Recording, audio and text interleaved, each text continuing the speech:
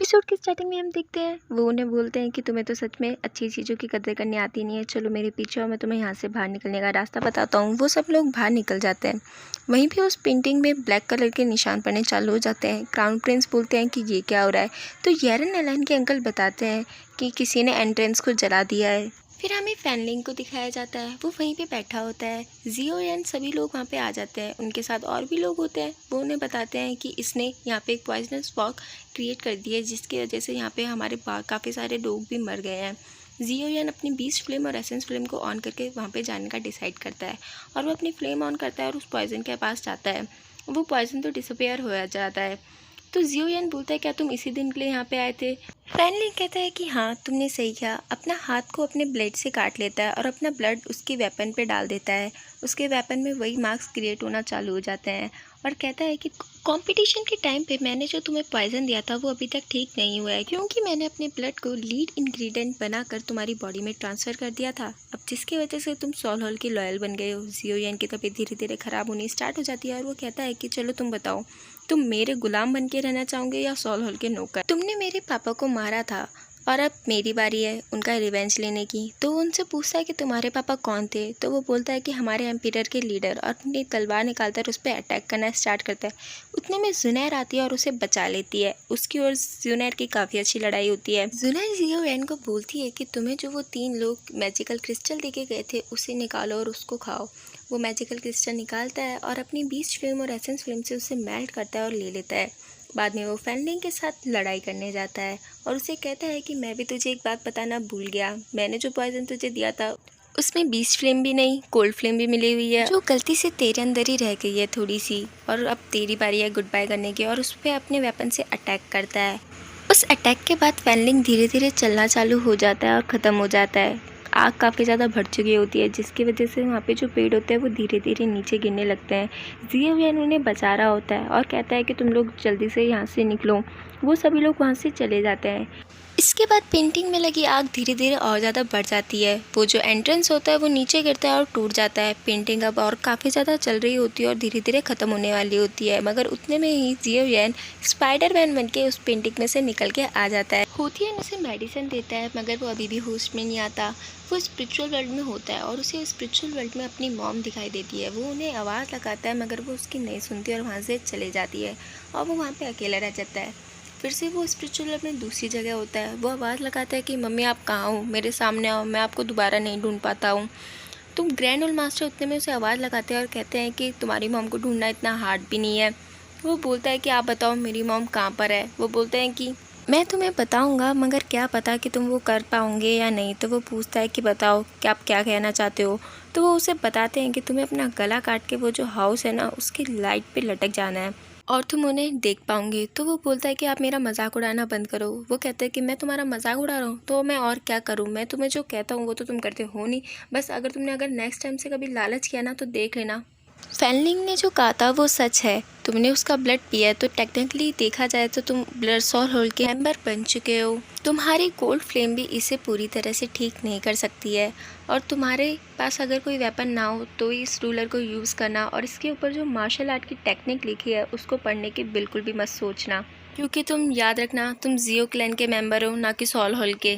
जियो यान real world में अभी भी होश में नहीं आया होता है, तो हैंसियन बोलता है कि मैं माउथ टू माउथ फाइट क्योंकि एनर्जी ट्रांसफ़र करता हूँ। सब लोग कुछ ज़्यादा ही सोचना चालू कर देते हैं। तो वो कहता है कि मैं तो सिर्फ इसे बचाने के लिए कर रहा हूँ, तुम लोग ज़्यादा मत सोचो।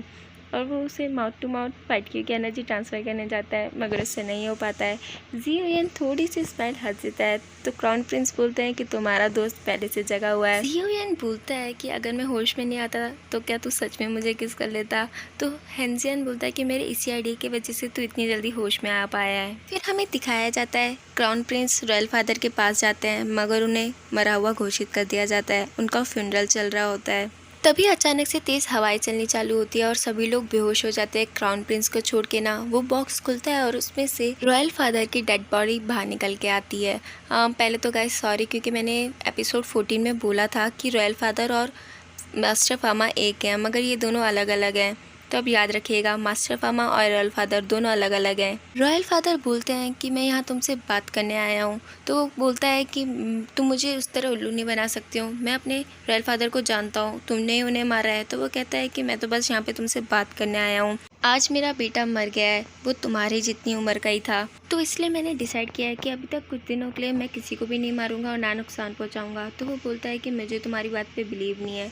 फिर वो बोलता है कि लगता है तुमने मुझे पहचाना ही नहीं, मेरा नाम फैनला हुआ है, मेरा बेटा फैनलिंग जो तुम्हारे पास आया था, पर वो अचानक से उस माउंटेन पेंटिंग में गायब हो गया है। तो वो बोलता है कि तुम फैनलिंग के पापा हो, तुम भी सॉल हॉल के स्लेव हो। तो वो कहते हैं कि स्लेव बनने में बुराई क्या है, और वो उसे ऑफर देते हैं। कहते हैं कि तुम्हें पता है सॉल हॉल को सिर्फ 5 जो बिग क्लैंस है उनसे मतलब है, उनको दुनिया पे राज करने में कोई इंटरेस्ट नहीं है। तो वो बोलता है कि मैं तो पहले से ही एम्पायर का लीडर हूँ। तो वो कहता है कि बहुत सारे लोग हैं यहाँ पर जो इसको संभाल सकते हैं, मगर अगर तुम्हें एक बार मौका मिला वर्ल्ड का किंग बनने में तो सोचो आने वाली सारी जनरेशन तुम्हें याद रखेगी। तो वो पूछता है कि मुझे इसके लिए क्या करना पड़ेगा।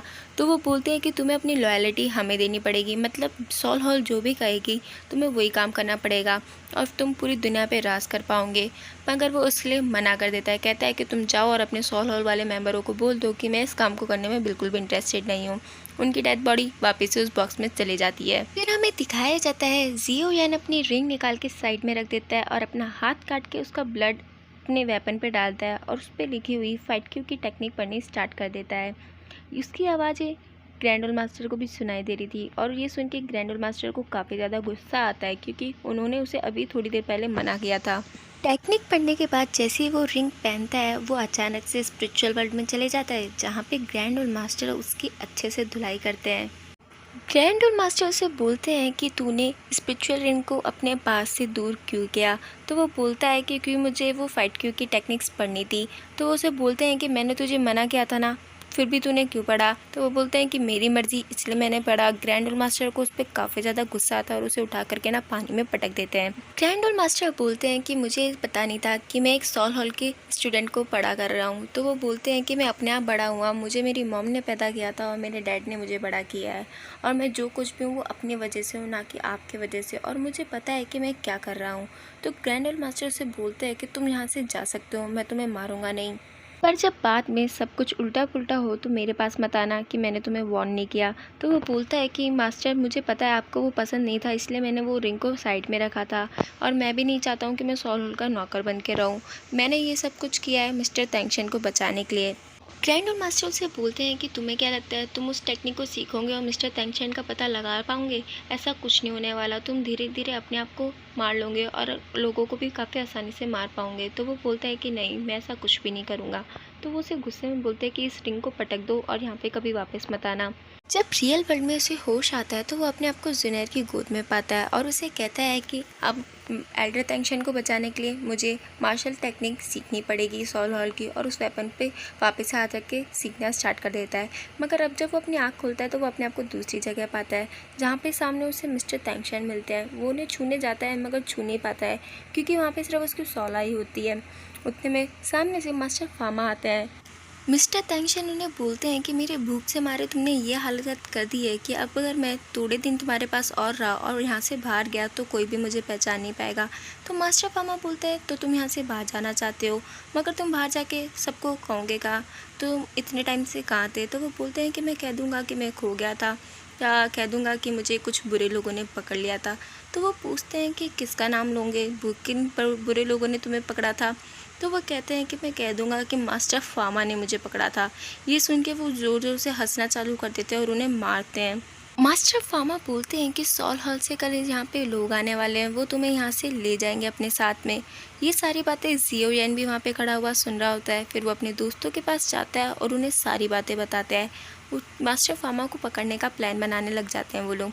वो स्नेक क्वीन को निकालता है और कहता है कि कल जो अपन हर्ब्स लाए थे वो हर्ब्स तुम मास्टर फामा की नेक पे डालना और मैं ये क्वीन खोल दूंगा, जिससे ये क्वीन उन्हें खा जाएगी।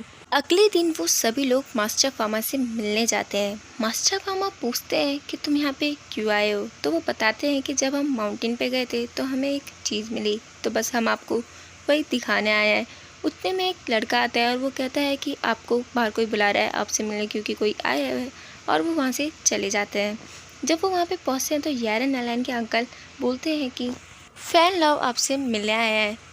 यहाँ हमें एज ए व्यूअर पता चलता है कि यारन नलैन के अंकल भी फैनलाव से मिले हुए हैं। मिस्टर फार्मा फैनलाव को बोलते हैं कि हमने तेंगशन को यहाँ पे रख रखा है, आप जब चाहे इसे यहाँ से ले जा सकते हैं। और आज आपके जाने दुश्मन मतलब जियो यान और उसके साथी भी यहाँ पे आए हुए हैं, तो आप चाहो तो उन्हें यहीं पे ख़त्म कर सकते हो। तो फैनलाव बोलता है कि तुम मिस्टर तेंगशन को छोड़ दो।